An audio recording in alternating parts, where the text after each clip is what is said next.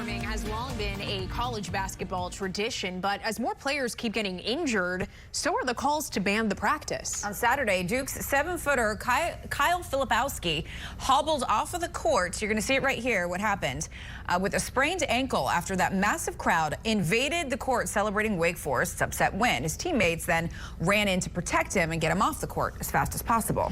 Now, last month, women's basketball star Caitlin Clark was knocked down by an Ohio State fan celebrating the university's victory so far this season. There has been at least 7 incidents of injured players.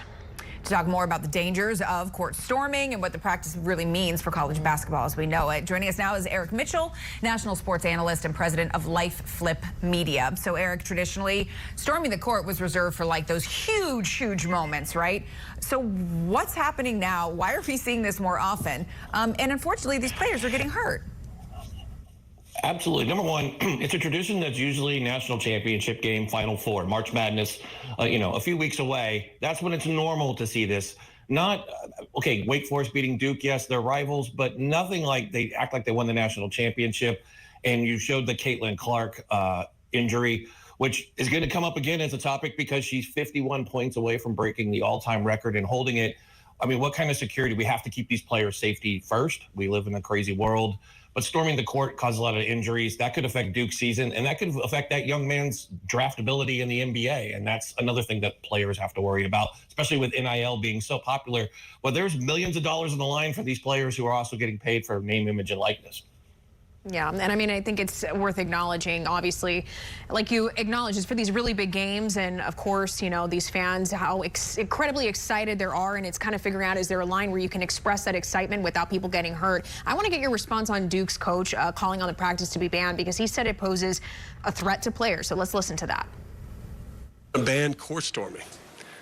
Like, when are we going to ban that? Like, how many times does a player have to get into something where they get punched or they get pushed or they get taunted right in their face? And it's a dangerous thing.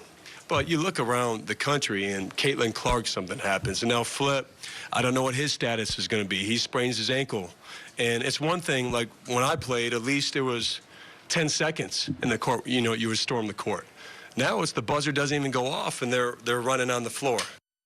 I mean, is banning court storming what is needed, or do you think that there's an alternative approach here that can keep everybody safe? I think it should be banned. It's getting to the point where it is outrageous. I agree with the Duke head coach.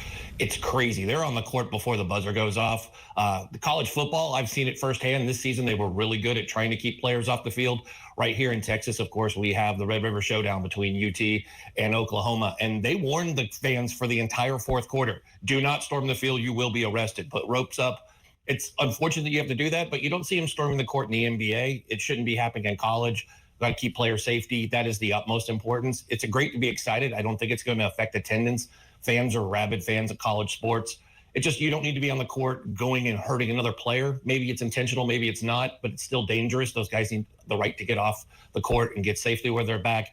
And Coach brought up violence, right? There are fans that had a few too many drinks and get like they're part of the team, so they need to go sock another player or get into it. It's just, again, at the end of the day, I'm going to say player safety because that's what you need. Get the coaches, the players off the court, and then do whatever you want, but you don't need to do it until they're gone.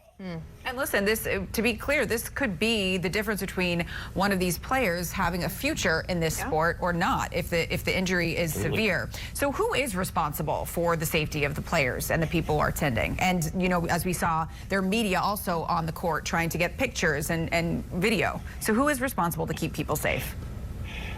It's hard to pick on the media because they've always kind of traditionally had the right to go on the court and go interview because that's what the job is after the buzzer. You don't see the media rushing onto the court before the buzzer, just like in the Super Bowl and everywhere else. Everybody kind of files in line to get to where they need to be. Ultimately, it's the home arena's responsibility to provide security and adequate security. You see it if you go to any professional sport game or a big game, you see them positioned in the four corners. Obviously to protect home benches, but they need to be better about it, provide more security for these big games that they know that are coming up. Wake Forest Duke is not a small rivalry. It's very big. Those are two teams in the same state going after each other. So for a huge upset win, security is fundamental. Obviously, each team travels with a security team and has a plan, But obviously, it's not enough when you have thousands or hundreds of fans running on the court. You're going to be outnumbered quickly. And that game ended just real fast. So it's one of those crazy things where security needs to be better. And I think that's just all around in the world we live in. We need to have security, but they need to take their job a little bit more serious than you've seen the video of college football where they're like running by the security person and they're like, no, stop.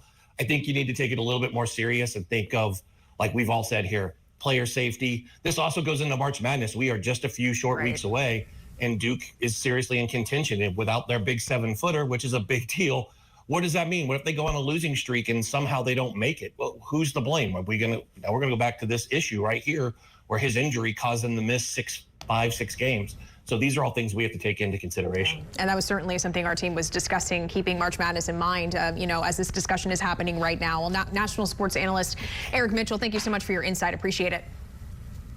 Thank you.